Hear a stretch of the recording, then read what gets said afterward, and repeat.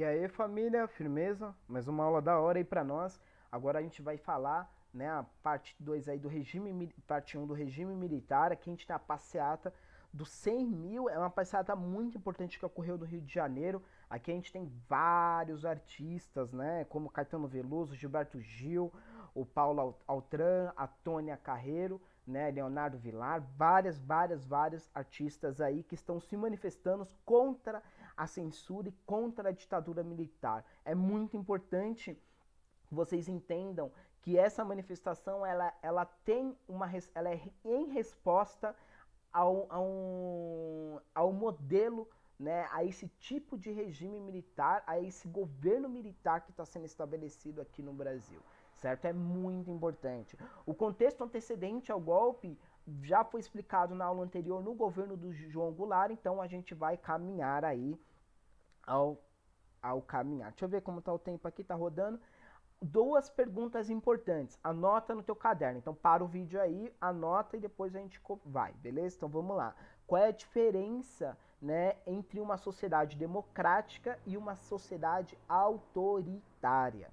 Anota isso no seu caderno e conforme a gente vai dando uma aula, eu quero que vocês vejam se há para vocês tentarem responder isso.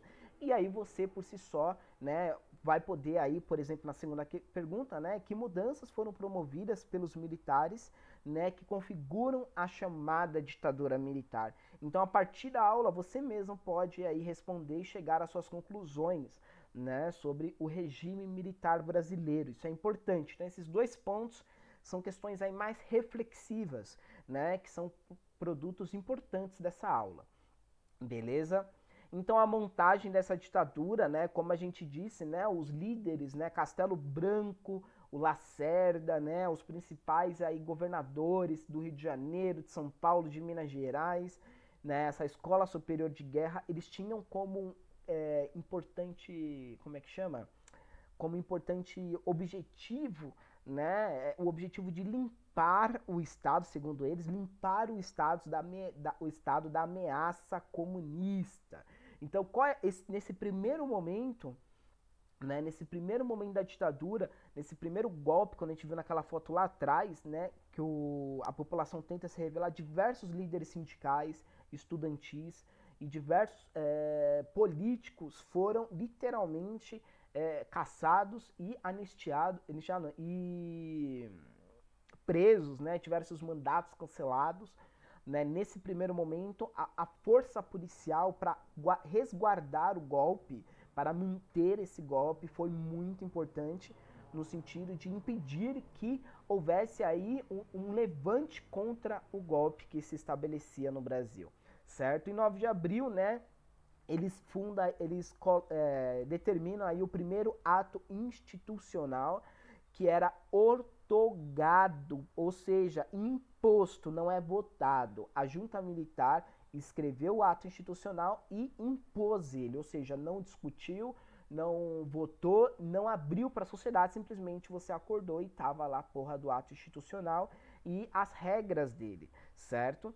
E ele dava a base para para o objetivo principal, que era eliminar os inimigos do golpe, né, nesse sentido, certo? Nesse primeiro ato institucional, ele determinava, né, as eleições indiretas para presidente da República, ou seja, a votação para presidente da República não seria mais entre a população, mas sim por um colégio eleitoral, né? Nesse caso. O fortalecimento do Exército, que poderia, presta atenção, aprovar emendas constitucionais no Congresso. Quem é o único poder que pode aprovar lei no Congresso, certo? Quem é o único poder que pode escrever escrever não, mas aprovar leis? É o legislativo. Nesse momento, ele garante, através desse ato, que o ato institucional dava o poder à Escola Superior de Guerra de determinar e aprovar emendas constitucionais, inclusive determinar um estado de sítio. Além disso, aqui é importante, uma característica importante, esse terceiro, para caçar os mandatos, né, que era a suspensão temporária da estabilidade dos funcionários públicos. O que isso caracteriza? Por exemplo, se um policial civil, por exemplo, se transformar em uma resistência, né, contra o golpe, ele é aposentado. Entendeu? Ele perde o cargo. Você é um funcionário público, certo? Você não pode simplesmente ser demitido porque você não está de acordo com o que está proposto ali na República ou proposto ali na instituição que você trabalha, certo? Porque você é um concursado. Nesse momento, ele suspende isso e garante que qualquer funcionário público possa ser demitido, inclusive aqueles que se voltarem contra. Isso é importante, né? Aquele objetivo lá de início começa a dar cara agora, beleza? Vamos lá. Beleza, né? Então, uma vez nomeado presidente, que seria Castelo Branco, ele foi nomeado pelo Congresso, certo? Começou a se iniciar aquele processo de limpeza que era tão desejada pelas forças conservadoras. E o principal alvo era os partidos e qualquer pessoa que tivesse um alinhamento ao espectro da esquerda, considerada esquerda no Brasil. Isso é importante, né? Esse diferenciar. Os governadores, por exemplo, do Rio de Janeiro, Carlos Lacerda, o Adhemar de Barros de São Paulo e de Minas Gerais, que apoiaram o golpe, eles estão, né? O Carlos Lacerda está aqui atrás, o governador do Rio de Janeiro, certo? Importante aí. O Castelo Branco, aqui na frente, e o Marechal Costa e Silva. Esses dois, esse foi o primeiro presidente, né, eleito não, né, porra, ele foi empossado, né, indiretamente pela junta militar e depois pelo Congresso, e depois aqui a gente tem o Costa e Silva, que também será um presidente. Então, pessoas importantes que articularam o golpe estão nessa foto e elas vão aí, por exemplo, circular a cadeira da presidência entre essas pessoas. Isso é importante. A política econômica, né, do regime militar, né, ela foi entregue a Otávio Gouveia, né, não importa muito o nome dele, mas a principal política adotada por ele era o retorno dos investimentos estrangeiros. Então ele estava tentando aí trazer ao Brasil novamente esses empréstimos estrangeiros para que ele conseguisse aí fazer o quê? Aquilo que, que foi herdado do Juscelino, um país extremamente endividado, um país extremamente desacelerando com uma inflação extremamente alta. A política proposta por João Goulart era de reformas profundas.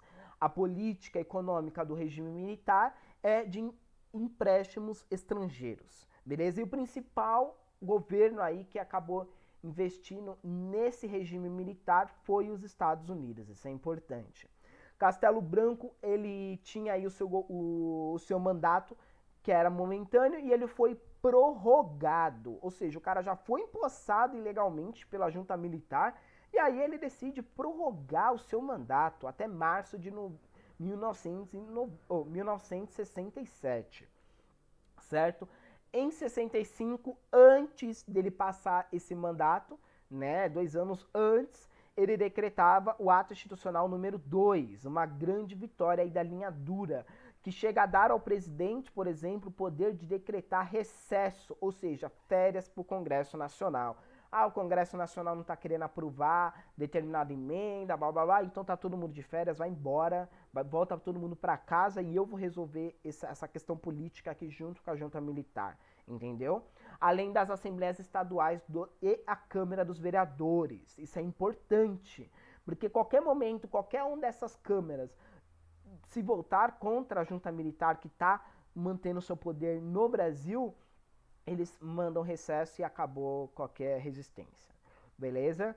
Os partidos foram extintos, então PDT, o Partido Comunista, todos esses partidos eles foram todos extintos e foram apenas 2 criados e tinham aí a legitimidade, né? A legitimidade no sentido assim, eles tinham aprovação da junta militar para exercer a atividade política. Qual deles? A Aliança Renovadora Nacional, a Arena, que é um partido extremamente, que é considerado como a linha dura, né? e o Movimento Democrático Brasileiro, que é o MDB, que se transformou depois da ditadura no PMDB, né? A gente conhece bem aí o PMDB, inclusive o nosso último presidente da República, né? Era do PMDB, e o PMDB, né, esses dias atrás aí, também tirou o P e voltou a ser chamado de MDB, né? Então esse mesmo partido da ditadura, criado em 65 na montagem do regime militar, é o partido que vira o PMDB no regime democrático, lá em 89, e depois agora, em 2020, virou o MDB novamente, certo? Então é isso, né, quebrada? Se você decreta a extinção do, dos partidos políticos, se você decreta a cassação da estabilidade ou cassação de mandato, se você decreta a aprovação de emenda constitucional através de uma junta militar, que não são as pessoas responsáveis, não são os legisladores da República, tem alguma coisa estranha, né? Não? Então a Nazaré tá pensativa aí. Beleza? O outro ato institucional importante, não é importante que vocês vejam, saibam o que cada ato institucional faz, mas é importante que vocês vejam que tipo de país que está se estabilizando. Lembra aquelas duas perguntas lá de cima? Isso é um país democrático? Isso é importante. Em fevereiro de 1966, então por isso que é importante você saber ponto a ponto, mas você entender o contexto inteiro.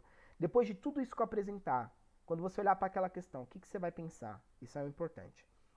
Estendia as eleições diretas para governadores, ou seja, agora a população não vota para presidente, já lá desde o ato institucional número 1, e no ato institucional número 3, a população deixa de votar tanto para os governadores quanto para os prefeitos. Quem vai eleger esses governadores e esses prefeitos? A junta militar. Porque o Congresso está em recesso, está de férias, então ele não decide nada. Quem decide é a junta militar. E nesse caso ainda, né, esse ato ele era mais forte ainda porque ele decretava o fechamento. O Congresso não vai entrar mais só em férias, ele vai ser fechado, entendeu? E a cassação de diversos mandatos de parlamentares. Importante lembrar que todos esses parlamentares eles foram eleitos por votos públicos, por votos da população. Agora a população não vota para presidente, não vota para governador, não vota para presidente e os seus parlamentares antes eleitos estão sendo cassados. Ou seja, seus mandatos estão sendo retirados. Certo? E esse ato, né, vamos lá. O que é importante? Essa é a montagem, né? Essa é a montagem do governo.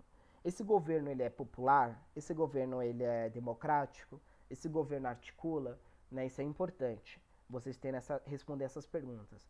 A mobilização, ela ocorre muito forte contra todos esses atos institucionais. Todos esses atos institucionais, a mobilização é muito forte, a popular é muito forte. E ela se inicia tanto com os estudantes, trabalhadores e artistas. Os estudantes, como eu disse, eles estavam já mobilizados desde lá de trás com a UNE, né, já apoiando João Goulart, e agora com esse regime militar estabelecido, eles se voltam contra esse regime militar. Mas é importante destacar, né, que diversas manifestações, todas elas estão associadas às questões educacionais do Brasil. Isso é muito importante, inclusive a censura na educação. Isso é muito importante. Em 68 houve uma manifestação muito forte, né, na UFRJ, na Federal do Rio de Janeiro, certo? E essa manifestação que foi lá no calabouço é o bandejão deles, né, que é chamado inclusive até hoje, certo? Foi feito lá no calabouço e eles estavam reivindicando melhor qualidade de alimentação e preços mais baixos no bandejão, certo?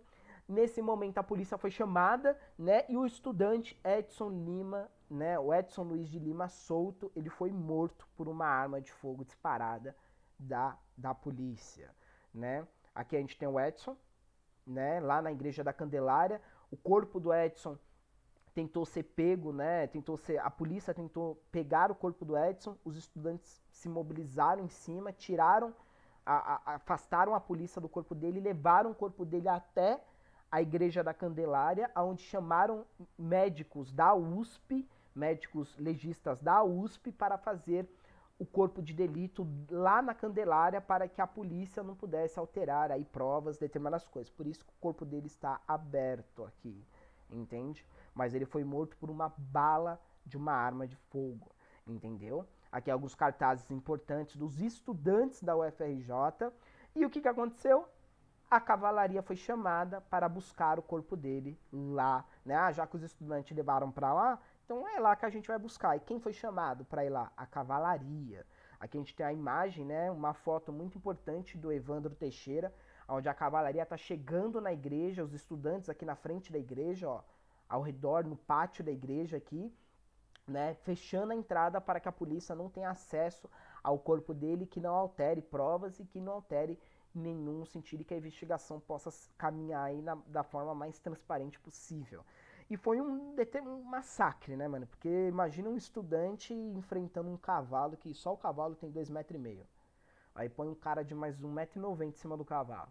Tudo isso deve ter uns 3, 4 metros. Entende? Contra um estudante de 19, 20 anos. Fica difícil, né? Mas foi um verdadeiro massacre onde diversas outras pessoas foram aí levadas para o hospital. Nossa, diversas pessoas mesmo. Beleza? A violência policial e do exército, né, fez com os setores da classe média, a gente tá falando aí de setores da universidade brasileira. Nesse momento, se já agora a universidade já não é para pobre, imagina antes. Né? Então, assim, pobres mesmo eram poucas pessoas dentro de um campus inteiro, dentro da universidade. Porque a universidade ela era restrita à classe média, né? A classe média ali ocupava todas as cadeiras da universidade, os seus filhos ocupavam. E nesse momento, quando os caras mandam até a cavalaria para capotar os filhos da classe média, o pau fica nervoso. E a classe média aí, que antes diversos setores, não todos, mas alguns setores que antes estavam apoiando o golpe, até deixam de apoiar a junta militar, né? Então há aí uma instabilidade nesse apoio, mas a classe média continua apoiando o golpe aí muito forte.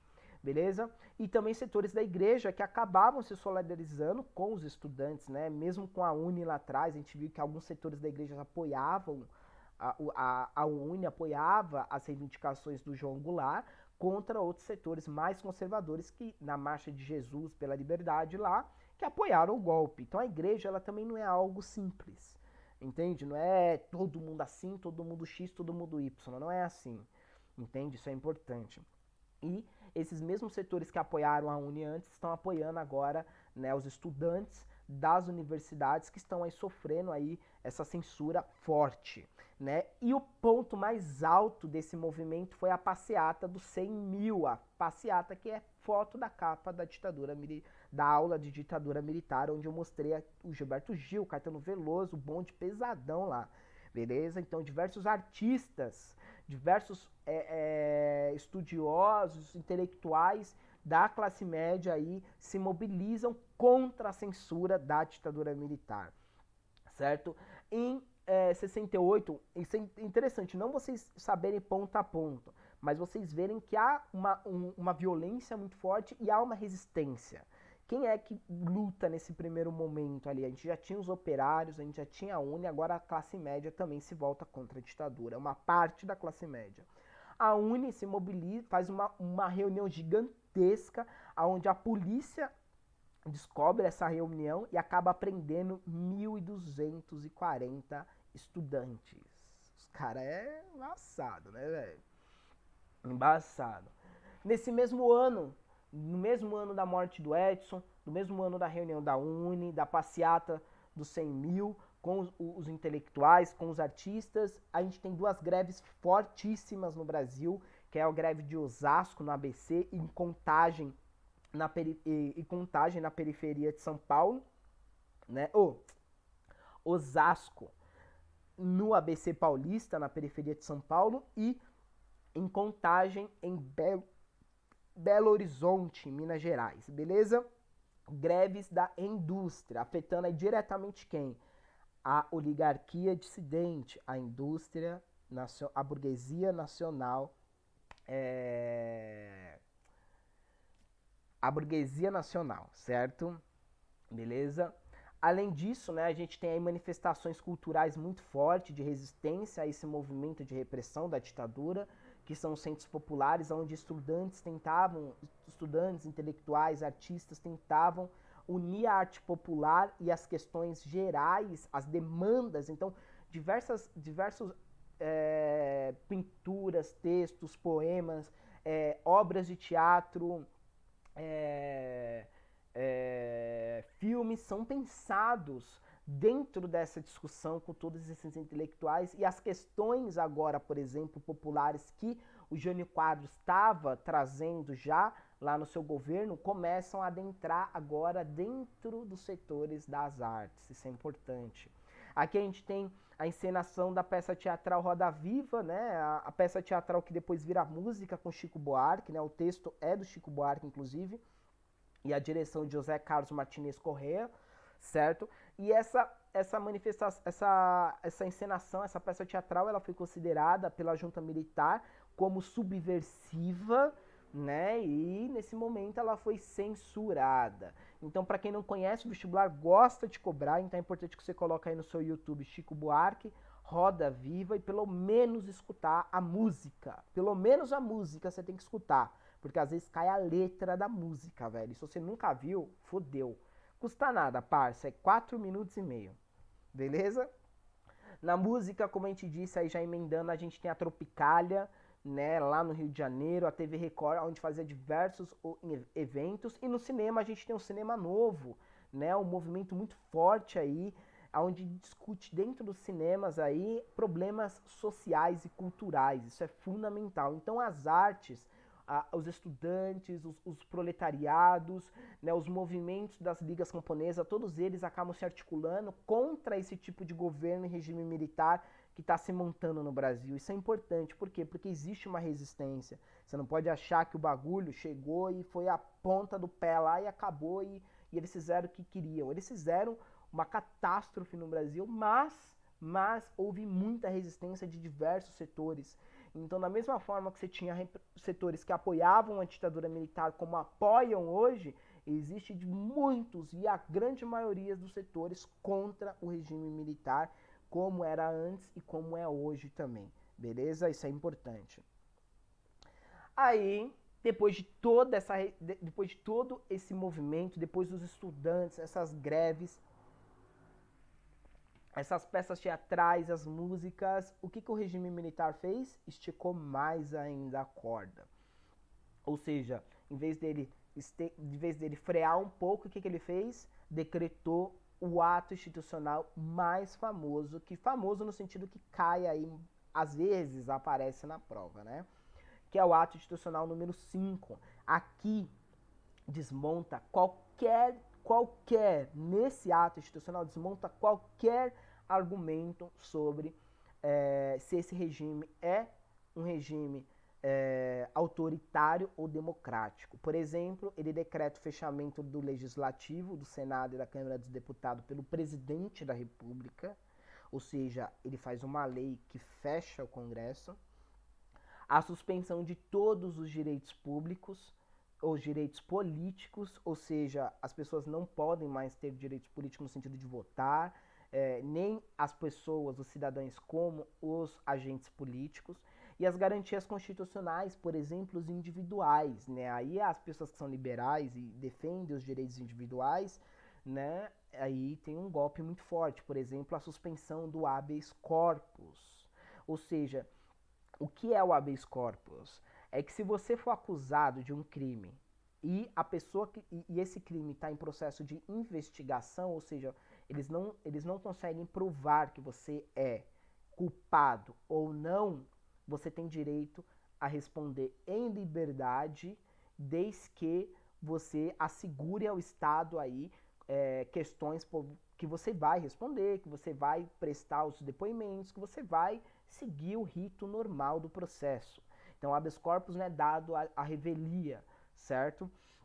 É mais dado para os pleiba, né, do que os pobres, a gente sabe disso, mas, né, a questão aí é que o habeas corpus uma ferramenta muito forte dos direitos individuais do sujeito. O habeas corpus significa que que eu tenho poder sobre o meu corpo.